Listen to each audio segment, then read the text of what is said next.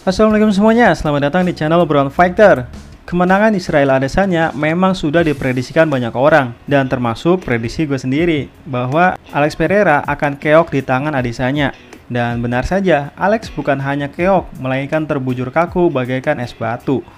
Bayangkan, betapa gilanya Adesanya. Fighter sebesar Alex Pereira yang datang dengan berat 200 pound lebih, atau bahkan melebihi fighter kelas light heavyweight, bisa dibuat membeku seperti patung es. Dan menjadi momen yang membuat kita teringat kembali di mana dulu Adesanya dikenal sebagai knockout artis.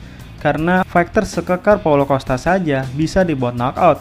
Bahkan lebih mengerikannya lagi, seorang Robert Whittaker dibuat knockout hingga berdarah, bahkan di tanah kelahirannya sendiri. Suatu label yang telah lama hilang dari seorang Adesanya, yang dulunya adalah knockout artis, menjadi fighter yang membosankan. Karena kini, Adesanya hanya sekedar mengejar poin sampai 5 ronde penuh. Bahkan saking membosankannya, tidak sedikit para penonton pulang lebih dulu ketika di ronde kelima. Nah, lantas apa penyebab kekalahan Alex Pereira, yang mana tentu masih banyak yang memprediksikan bahwa Adesanya hanya akan bermain aman, namun harus selalu hati-hati dengan hook kiri dari Alex Pereira. Namun rupanya justru Alex yang terkena hook bertubi-tubi dari hook kanannya Adesanya. Dari sebelum pertarungan, Adesanya membuat vlog melalui channel YouTube-nya, di mana Adesanya berlatih gulat lebih giat lagi. Seolah-olah Adesanya akan selalu membawa permainan ke bawah, karena berhubung Alex Pereira tidak terlalu sulit untuk di take down. Namun ternyata kita semua tertipu oleh vlognya Adesanya itu, yang mana diperkirakan Adesanya bermain bawah, justru full adu striking. Lantas, apa pengaruhnya bagi Alex dengan Adesanya yang membuat vlog berlatih pertarungan bawah? Tentu ada pengaruhnya, yaitu Alex Pereira berubah menjadi seperti Justin Gaethje ketika melawan Khabib Nurmagomedov, yaitu selalu menjaga jarak dan menjadi lebih hati-hati.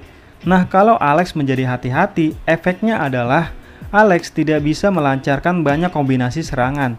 Alex jadi cuma bisa melakukan 1 atau 2 serangan, lalu bertahan lagi karena takut di takedown. Dan jelas itu nggak ada artinya bagi Adesanya yang punya tubuh sangat kekar. Yang kelihatannya doang Adesanya kurus. Tapi ya teman-teman pasti pernah lihat kan pranknya Mr. Anatoly, yang mana banyak bodybuilder punya badan gede banget dan terlihat keberatan saat melakukan deadlift. Nggak taunya Mr. Anatoly yang punya tubuh jauh lebih kecil bisa melakukan deadlift seperti tidak ada bebannya, bahkan bisa melakukannya dengan tangan satu. Hal ini semestinya membuka mata kita semua bahwa ada orang yang bertubuh besar tapi belum tentu punya kekuatan besar, dan ada fighter bertubuh kurus belum tentu powernya kecil, dan belum tentu rahangnya kaca. Teman-teman pasti ingat saat Adesanya dibuat TKO oleh Alex Pereira. Itu semua karena 2 hal. Yang pertama, kaki Adesanya sudah mulai kelelahan dan kesakitan, sehingga sulit melakukan counter. Yang kedua, Alex sangat leluasa melakukan combo strike dengan jarak yang sangat dekat, sehingga rahang sekuat Adesanya bisa dibuat tidak berdaya. Nah, tapi kan Alex juga melakukan combo strike pas rematch tadi. Tapi kenapa justru Alex yang keok? Seperti yang gue bilang tadi, semua serangan Alex Pereira di ronde pertama gak ada artinya bagi Adesanya, karena serangannya itu sedikit-sedikit. Masuk 1-2 serangan langsung bertahan. Jadi Adesanya masih sangat banyak energi untuk melakukan counter. Berbeda dengan pertemuan mereka yang pertama, Alex sudah merusak tubuh Adesanya dalam jangka 4 ronde, sehingga Adesanya berkurang kemampuannya untuk melakukan counter. Dan seperti pembahasan gua sebelumnya soal kecepatan counter, yang mana mungkin punya kecepatan counter yang tinggi adalah level tertinggi dalam dunia striking. Seperti kecepatan counternya Islam Makhachev, Alexander Volkanovski, Max Holloway, Dustin Poirier, Conor McGregor, dan striker elit lainnya. Rupanya ada level yang lebih tinggi daripada kecepatan counter, yaitu reflex counter. Di dalam UFC ada beberapa fighter yang punya level kecepatan counter yang sangat tinggi. Tapi kalau bicara soal Adesanya, bukan bicara soal kecepatan counter lagi, tapi soal reflex counter. Kalau teman-teman nonton lagi video ketika Robert Whittaker dan Paulo Costa dibuat knockdown hingga knockout, kalau cuma nonton sekilas pasti kebingungan, kok bisa tiba-tiba Robert Whittaker jatuh? Padahal Robert Whittaker melakukan counter dengan kecepatan tinggi. Tapi sayangnya, ketika Adesanya merasakan kecepatan counter dari Robert Whittaker, Adesanya punya refleks counter yang sangat amat cepat. Nah, refleks ini tercipta berkat ratusan pertarungan yang pernah Adesanya rasakan dalam diri Adesanya, sehingga ada sensor yang sangat kuat di tubuh Adesanya ketika mendapat serangan brutal, yang mana Adesanya bisa secara tiba-tiba punya refleks untuk membalas serangan dengan kecepatan melebihi kecepatan lawan. Ketika Adesanya terpojok di pagar oktagon, Alex Pereira seolah seperti di atas angin, karena momen ini mirip ketika Alex berhasil men-TKO Adesanya.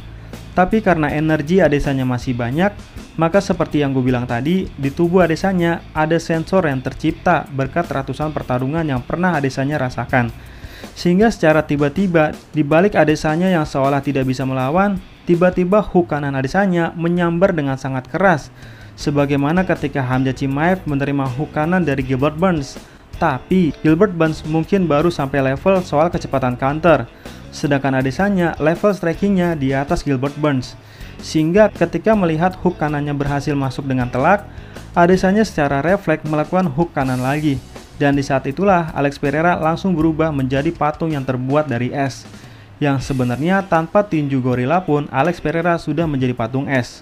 Oh ya, percakapan Adesanya dengan orang jenius yaitu Eugene Bareman mungkin tidak terdengar jelas, tapi yang pasti Eugene Bareman sedang memberikan Adesanya sebuah instruksi atau game plan. Dan Adesanya terlihat sangat patuh dengan segala perintahnya Eugene Bareman. Dari situ, gue ambil kesimpulan bahwa Adesanya sengaja membuat vlog latihan pertarungan bawah, yang mana gue rasa ini bukan untuk jaga-jaga, tapi hanya untuk menipu Alex Pereira. Karena seharusnya melihat Adesanya yang kalah ketika di ronde pertama, kalah dalam jumlah signifikan strike, semestinya Adesanya melancarkan rencana B, yaitu tidak bermain atas lagi, melainkan bermain bawah, alias langsung melakukan percobaan takedown. Namun rupanya Adesanya tidak melakukan percobaan takedown sama sekali. Adesanya benar-benar full adu striking. Hal itu terlihat ketika Adesanya memamerkan pelindung gigi sesaat sebelum ronde kedua dimulai, seolah memberi sinyal bahwa Adesanya siap dihantam rahangnya. Suatu game plan yang sangat cerdas yang dipadukan dengan level striking level dewa. Tapi ya, sejago apapun Adesanya, haters Adesanya bukannya berkurang, tapi justru malah bertambah. Karena sangat banyak yang tidak menyukai melihat Adesanya menang, khususnya fans MMA dari Indonesia. Nah, apakah teman-teman menjadi fansnya Adesanya berkat kemampuan striking dewanya Adesanya, atau justru makin membenci Adesanya? Silahkan tulis di kolom komentar ya. Sekian dan terima kasih.